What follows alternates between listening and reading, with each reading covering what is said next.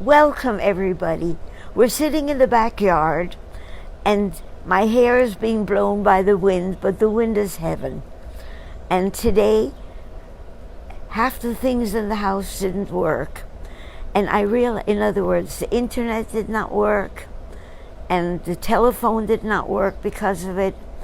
And I realized the world is changing. It's not because of the other industries that failed. It's because global warming is here. And what we are equipped for is not good anymore. So be aware of global warming. Don't let the younger generation be the only ones that fight back. Now, can you hear me? We're not sure if it's working. Can everybody hear me?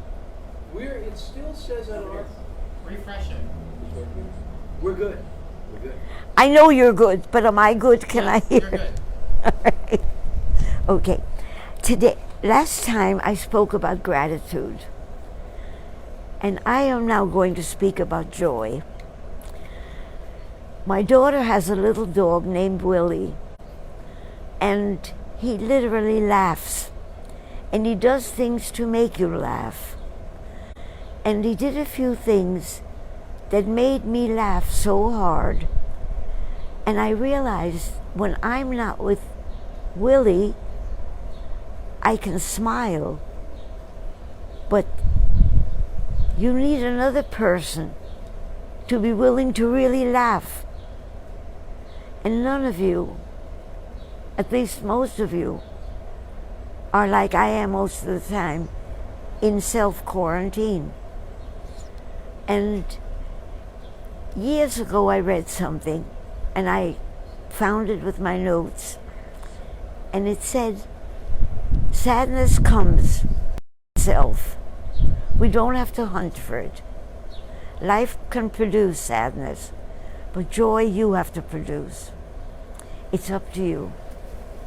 So I just want to tell you, Cindy Bergman and Mary Lou Wilgray and Eileen Cutler and Elena Taylor are all listening to you and say they can hear you. Oh, I love you. Now here's what I want to tell all of you.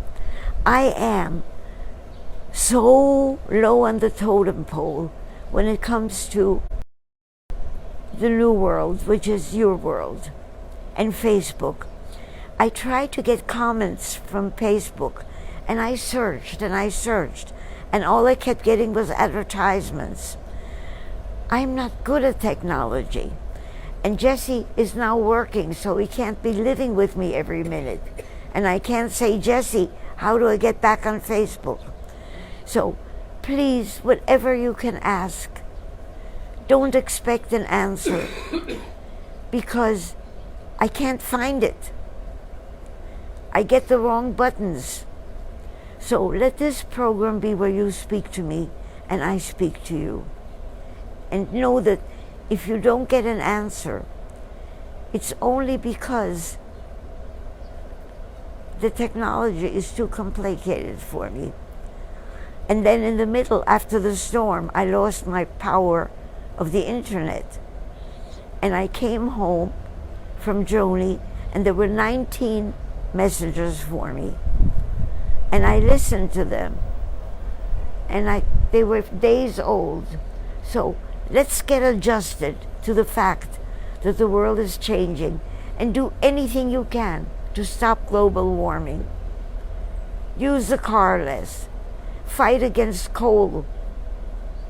Fight against all the things that the scientists are fighting against. Okay?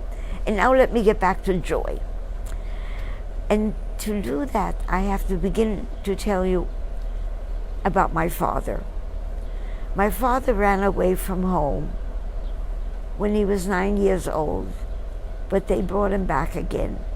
Why did he want to run away from home?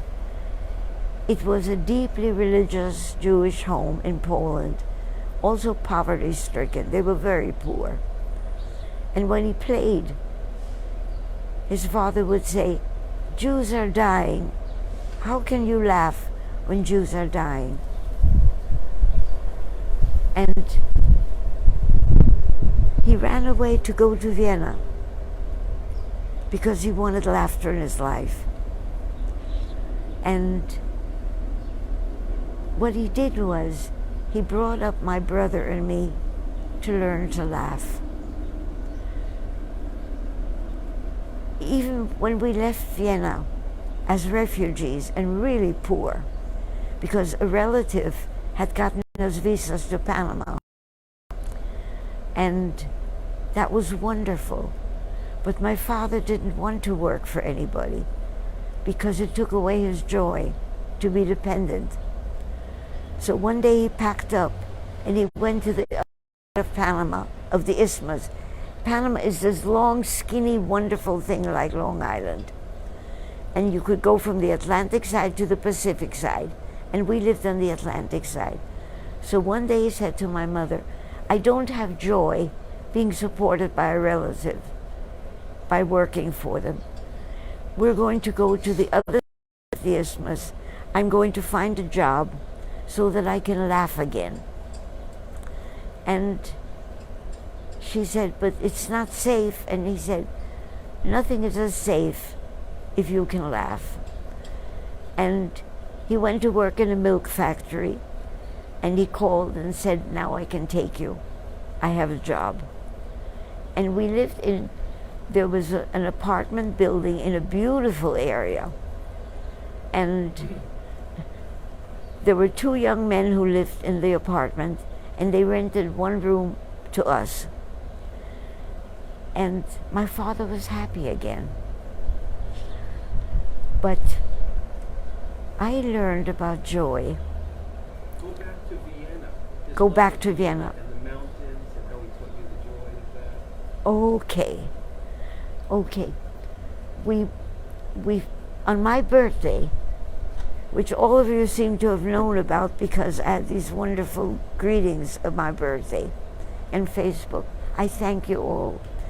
But we couldn't go on a ship because we were hiding. And one day in August, my father came home and he said, we have the visas and we're going to go to the ship. I registered with the ship already. And there were no entry ports in Vienna. So we went to Bremen. And I remember we lived in a furnished room until we could go to the ship. And I remember geraniums. Germany is known for geraniums in window boxes. And it stayed in my mind that when you belong, it's because you own geraniums. And every year for my birthday right now, I get a geranium from my family. And Jesse, you take good care of it because it means I can stay. Children take symbols for themselves. So anyway, my father, when he got the ship tickets, he said, dress correctly as if you would be going for a Sunday outing. We're going to look at the ship. And my mother said, no, if we go in the street, they'll find us. People around here know that we're Jews and that we're in hiding. We don't know who will find us. And my father said, no. He said, we're going to go with joy and happiness because we're going to be leaving. And we're going, if we walk as if we belong, nobody will touch us. And he said, remember, feel that you belong, and we're going. And we did. We went to the docks, and I guess it must have looked suspicious that well-dressed people, when there are no ships sailing, go to the docks. And he began to question us. And my father kept him talking. My father told him stories. And after, my mother kept poking him, stop. But he kept on talking and asking questions. And afterwards, my mother said to him, Jack, why did you do this? They could have thrown us into the water and nobody would have said a word. And he said, the moment you show fear instead of joy, then you're in trouble. Mama Stephen Schlussel, Henrik Friesius, and Pat Hass are all watching. I'm delighted. Tell them I love them. Okay? And you've got joy, so I don't And have Laura to tell you Silver. that. Oh, great. Okay. So, no, I won't answer you, but I'm so happy you called that you're watching. Okay, let me go back to joy. Tell me about the egg in Panama. The egg. Yes. My father loved Vienna. He never stopped loving it because he even heard Caruso sing on Standing Room. And Vienna still is amazing because what they do, they give scholarships to students to do anything they want to do that they really want to do. I know about that because I've met people from Austria. And how did I meet people from Austria? That's another story of joy. Tell about the egg. Yes, the egg. There was a Viennese opera, an operetta that my father took us to because he could always spend on things that gave joy. The only toy I had was a doll. The only thing he bought for my brother was books, but no toys. And there was a day in Panama when we could afford an egg for each of us. And he put a pot of water up and put in 4 eggs. And we danced around the kitchen singing, Es ist zu schön, um wahr zu sein, which means it is too beautiful to be true. My voice isn't great. He had a good voice. And you know, when I met Eric, because we couldn't stay in America, because when I came to America and I saw the prejudice there, that people who were of a darker color could not live where white people lived. And in Panama, my friends have been every color. And I came to America and I knew I couldn't stay. And I think I told you that story already. So I decided to go to Israel. So I'll just say, I was going to live in a commune and farm the land. And an American group up in the mountains here was formed called Hechalutz HaTzahir. I joined that, and that's where I met Eric. He had gone to work in a factory when he got out of concentration camp. He went to work in a factory. Excuse the noise, because we're sitting outside. And I can't make them stop because they're building. And building people need the job. So accept this, okay? And let me go back to where I was. So Eric went to work in a factory, and he made a wonderful friend who helped him because Eric couldn't speak English or Spanish. He could only speak German and Lithuanian. And one day he said to this man, let's go out together. You've got a girlfriend, I'll get a girlfriend, let's go out. And this man stood up and said, look at me, Eric, I'm black. There's no place I can go where you can go. They wouldn't allow me in. And that's when Eric, he would leave America also. But we saw America changing. And unfortunately, in order to tell you one part, I have to remind you of the other part, but I will make the other part short. Okay? Let me go to when I met Eric, and he offered me marriage if I could live with the fact that he could never speak of parts of his past. And I think I've said that already, but I need to say it again. And I understood. And it's years later when he said to me, the reason I married you was I needed joy in my life. And you had joy. And you still have it. And I realized you were cooped up in your own homes when you can't go to school and you don't have a Willie to make you laugh. Produce your own joy. Give it to somebody else. Do something that spreads joy.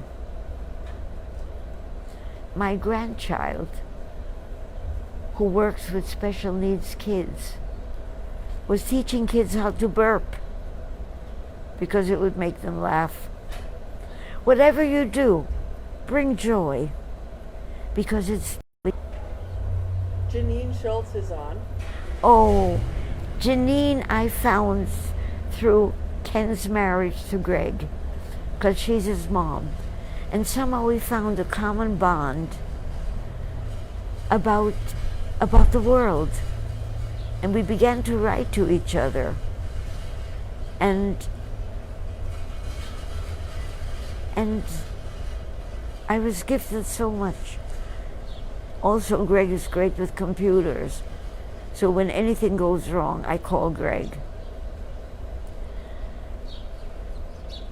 And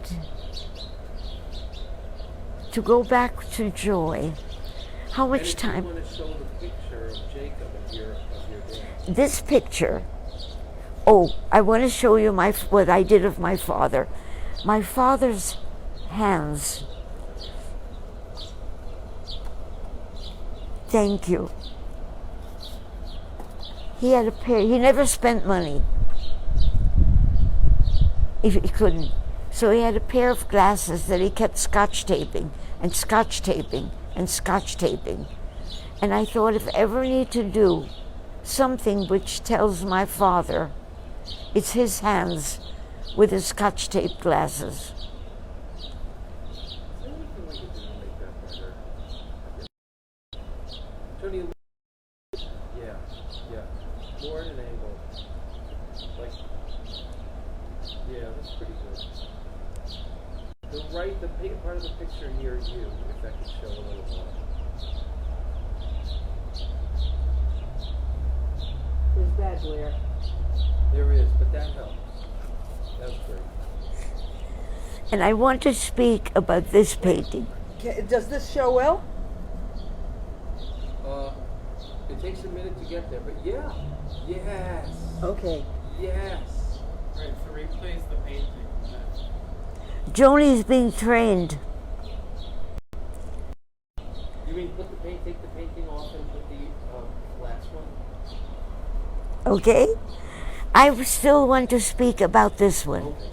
Because what to me is the greatest tragedy at the moment, besides global warming and the virus, is that we are still taking children from families. I don't know, because I haven't been reading about it. Somehow that's become a secret, a buried secret, as it was in Vienna during the Nazi times. I'm not comparing America to Hitler, but the moment the nation takes away children from families, it's on a downward spiral. Yes. And that's what we are. And when this is going to be the painting I will show at the beginning of every speech, until somebody arises in my government who says this cannot go on, and finds out where the families are from the children whom they took away.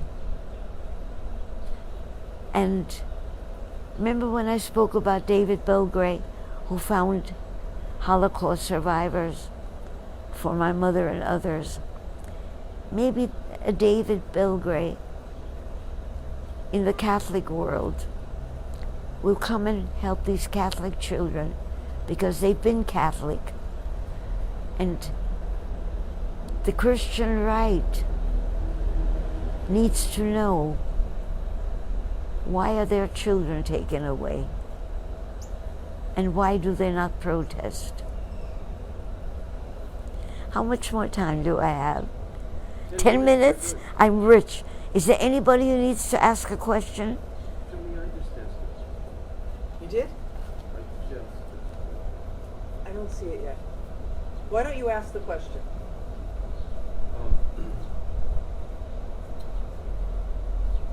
Can you see if you can hear it? If you say it, I'll repeat it. Oh. What within you is the source of this joy that we all feel from you, even in the midst of great challenges? What within you is the source of the joy that we all feel in you, even amidst great challenges? Whoa, girl. Wait, now say it again because the wind is blowing. What is the source of the joy in you? Because we feel it in you, even in the midst of big challenges. My father, because when we were in Panama and it was so hot, as it's going to be here, do something about global warming. And he would pick up a cup of coffee and his arm would stick to the table. And we all wore only underwear at that time, which is what you'll be doing if global warming doesn't change.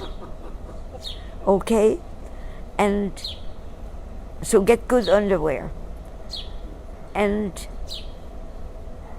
he said, but no son of a enjoys their first cup of coffee like I do. And he meant it. Mom, Mary Lou Bilgray said, from now on, your name is going to be Hedy Joy. Tell people what your name was in the kibbutz camp. Because I think it just encapsulates. This is embarrassing.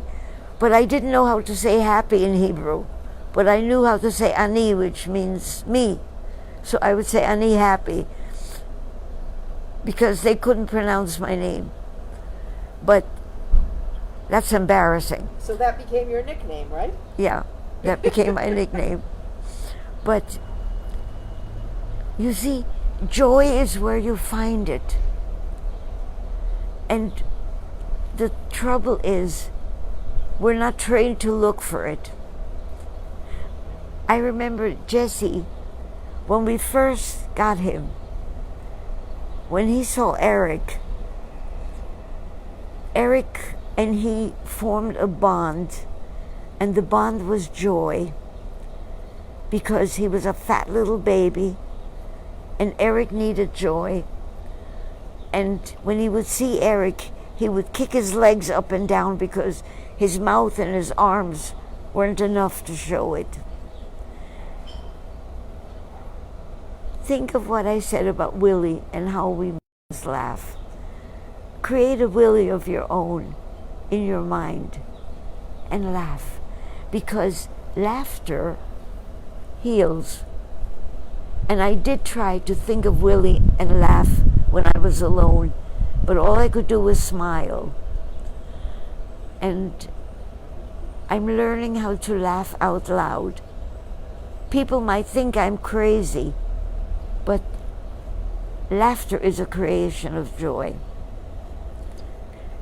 How am I doing? 7 minutes. Then let me talk to you about Mary Lou Bilgray.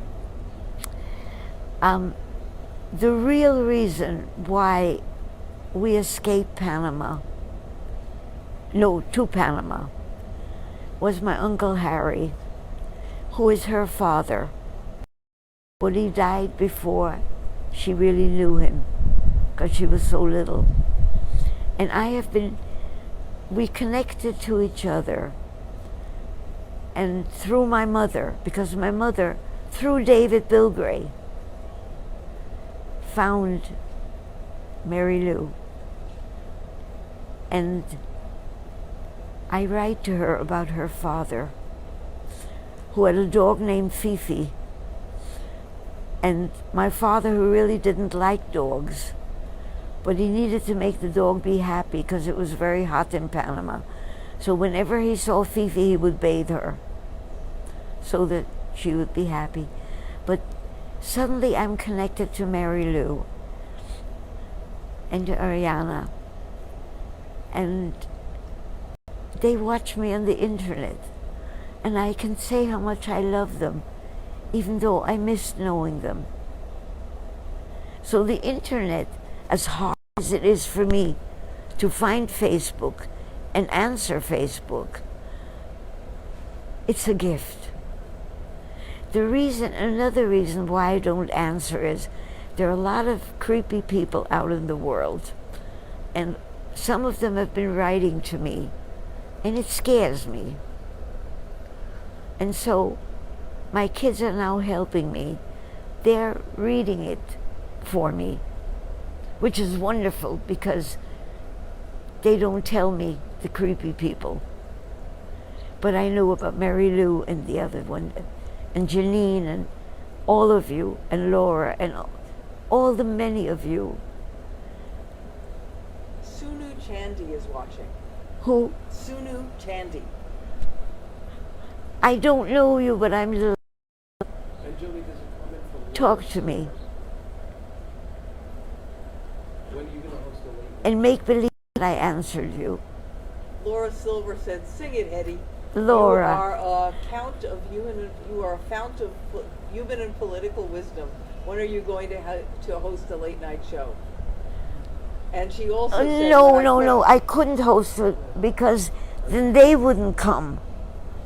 And this is a get together where, but if you can arrange for it to be with nobody creepy calling me, whom I have to answer, and just the people who tell me they love me. What are the things that bring you joy now? The fact that I can walk, the fact that I can paint and draw, the fact that I can function. Because if you remember when I spoke of gratitude, the gratitude came when I realized that after the I am able to walk again. Oh, by the way, about the book we showed you last time, by Dr. Warmbrand. It's not that the book cured me, it's that I did everything they told me to do. I was determined I would not be a cripple. I was determined a broken hip and a broken arm would not judge my life. And so every single thing in that book I did. I meditated. I bathed my feet. I exercised. I forgot all the things they had me do. You drank grape juice. I drank You did juice fasting. juice fasting, yes. We have a million memories of you at that time. You My yelled son at us said- because we didn't clean the house and you needed it to look organized. Can they hear you saying that? No, you Kenny don't. said, "Tell about your memories." Well, Remind me. That's going to be a whole other episode. Kenny said that you used to yell because the house was cluttered and it made you crazy. Yes, it still does. And I found out that if I couldn't clean on my own, I was miserable. And so I learned how to move, and I learned how to pick up things. And so but I remember something.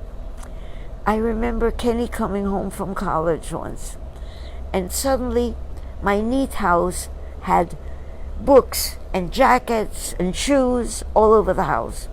And I said, "Kenny, does that mean that I have to choose?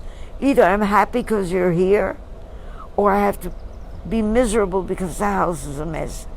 And he looked at me, he said, "Mom, why couldn't you just say, why don't you pick up your things?" I would have done it. And I learned so much from that. I don't have to become bitter and sour. I could just say, "Why don't you pick everything up?" And he does. And he goes like this. And Mom, you're going to tell a whole thing, do a whole episode on healing, right? Lupus, the stroke. You're going to do a whole talk on that. Maybe next time. Or Okay, after. the next time I will do what Kenny said and go into details on the healing. I'll take the book with me and read a chapter and say how I did it, because read it's your own stuff. Don't read Max Warburg. don't read the read my yours. okay. Read your writing. Okay, because I it's will. Powerful. Because my mother said to me when I was well again, Hedy, you have to write it down, every single word, because it mustn't happen again. You made it happen. We make illness happen, and we can cure it. And Joni is going like this, which means I have to stop. I love you all. Thank you.